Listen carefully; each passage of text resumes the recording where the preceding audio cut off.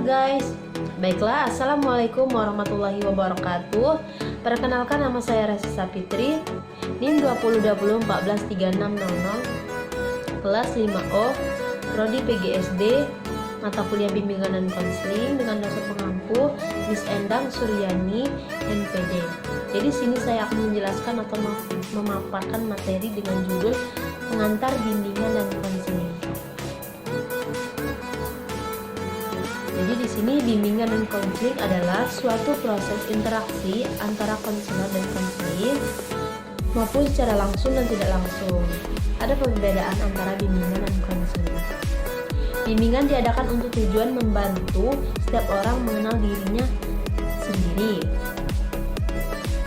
Sedangkan konseling adalah pertemuan secara langsung kepada orang yang akan diberi bantuan untuk menyesuaikan dirinya secara efektif dan dengan dirinya sendiri maupun dengan lingkungan sekitarnya. Baik, kita lanjutkan dengan materi selanjutnya.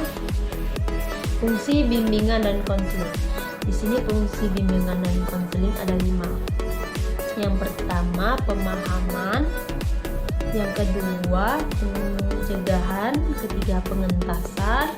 Yang keempat, pemeliharaan. Yang terakhir, kelima, advokasi. Pemahaman yaitu fungsi untuk membantu peserta didik memahami diri dan lingkungannya. Dan yang kedua, pencegahan yaitu fungsi untuk membantu peserta mampu mencegah atau menghindarkan diri dari berbagai permasalahan yang dapat menghambat perkembangan dirinya.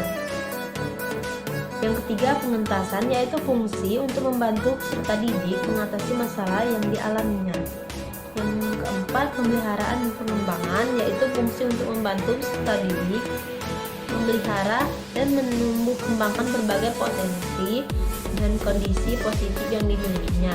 Yang terakhir, advokasi yaitu fungsi untuk membantu peserta didik memperoleh pembelaan atas hak atau kepentingannya yang kurang mendapat perhatian. Selanjutnya, sasaran dan lingkup bimbingan dan konseling.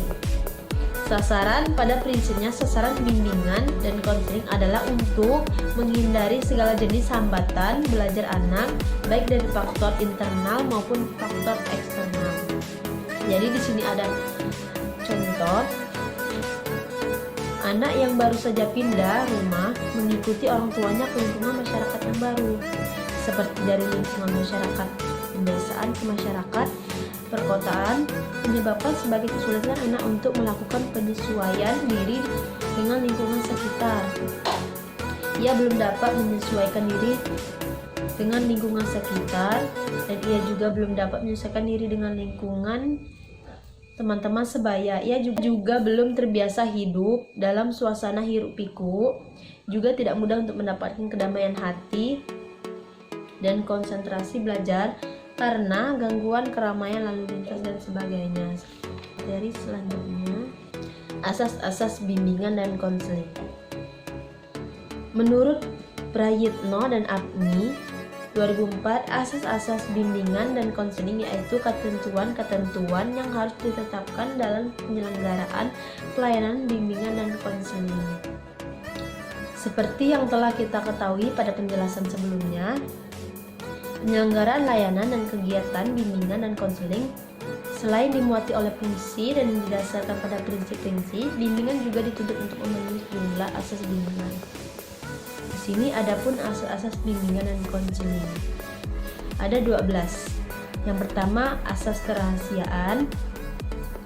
2. Asas kesukarelaan. 3. Asas keterbukaan. 4. Asas kekinian. 5. Asas kemandirian. 6. Asas kegiatan.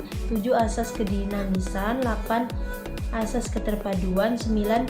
Asas kenormatifan. 10. Asas keahlian. 11. Asas ahli tangan. Dan 12. Asas Tuturi Handayani.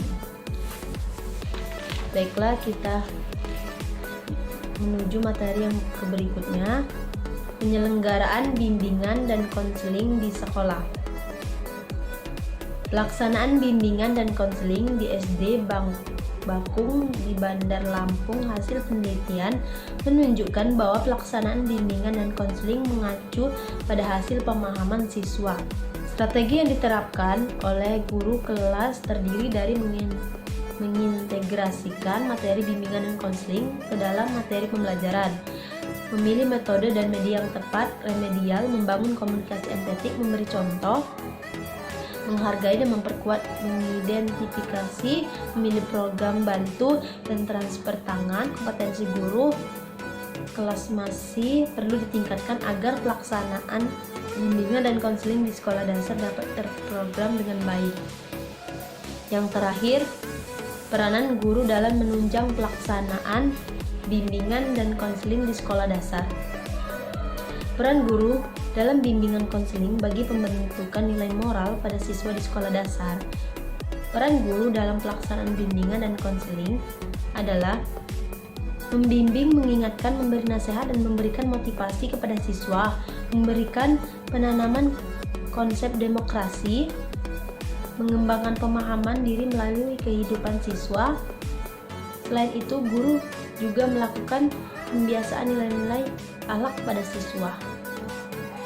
Baiklah, saya akhiri dari penjelasan saya, semoga bermanfaat. Saya